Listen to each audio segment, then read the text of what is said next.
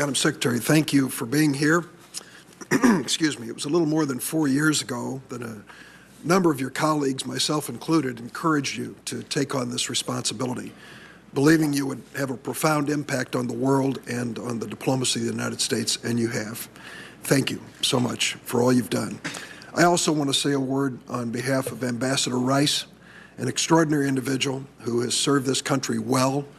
I think some of the criticism that was heaped on her was unfair and did not reflect the fact that she was reporting the best information she had available at the time. And as you've said, more information became available, and it was dutifully reported. I do want to make one point for the record here about whether the American people are told everything right away, in the right way, so that they can be fully informed. And I'd like to refer to 5 words for them to reflect on: Iraqi weapons of mass destruction. We were told by every level of government here there were Iraqi weapons of mass destruction that justified a war, the invasion of the United States. We are still searching for those weapons. They didn't exist. Thousands of Americans lost their lives. We could have a hearing on that if you'd like. The point I'm trying to get to is 2 extraordinarily talented individuals, Admiral Mullen and maybe one of the best diplomats of our time, Ambassador Pickering, did a thorough review here, found shortcomings in our protection of our people overseas, and reported them honestly. You not only initiated that review, you accepted its findings in their totality. No cover-up, an attempt to be totally honest and to make sure a tragedy like this never occurs again. The second point I'd like to make is this. Some on the committee have already criticized the notion that this is about money. They might argue you can't solve a problem by throwing money at it. Madam Secretary, you can't solve a problem by throwing money at it unless the problem is lack of money. And what I understand you to testify is you have asked this Congress for the authority to transfer existing funds to protect ambassadors and diplomatic personnel around the world, and you've been refused by the House of Representatives. They will not give you the authority to even take existing funds. If I'm not mistaken, in a few weeks, your department is going to face sequestration. And we not only won't have additional funds, we will cut some $50 million when it comes to construction of facilities to protect people who represent the United States overseas, and cut money for the individuals necessary to protect those same diplomats.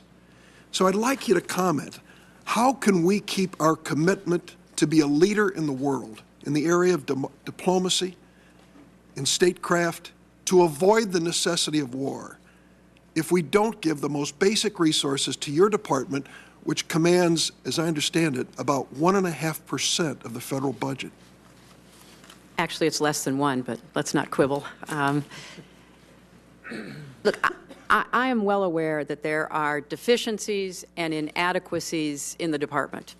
I went about doing what I could in the 4 years I had through the QDDR process, through creating some additional incentives and changes in culture to try to assist everybody in the State Department and USAID to do as much as they could with whatever they had. There's, because, we were never going to reach parity with the Defense Department. We were always going to be 1/12 or less of the budget. That was fine, but to do what we can. But at the same time, we have asked for the funds we think we need to be able to fulfill the mission you have described, Senator Durbin.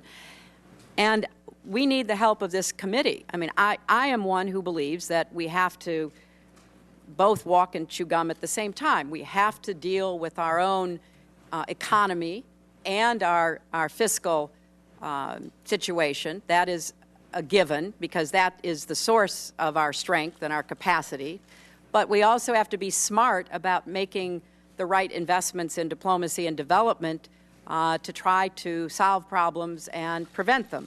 So you know, I have outlined what should be a no-brainer. Let us have the permission to take money we already have. We're not asking for more money, and put it to work where the ARB told us to do.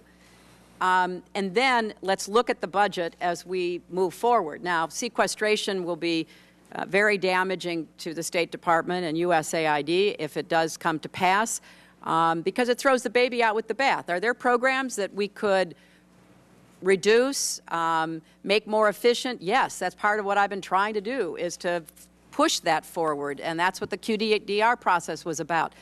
But there are also a lot of very essential programs, first and foremost the security of our personnel in dangerous places that we can't afford to cut more of. And so I hope we get the transfer authority and then have a sensible budget discussion going forward. Thank you.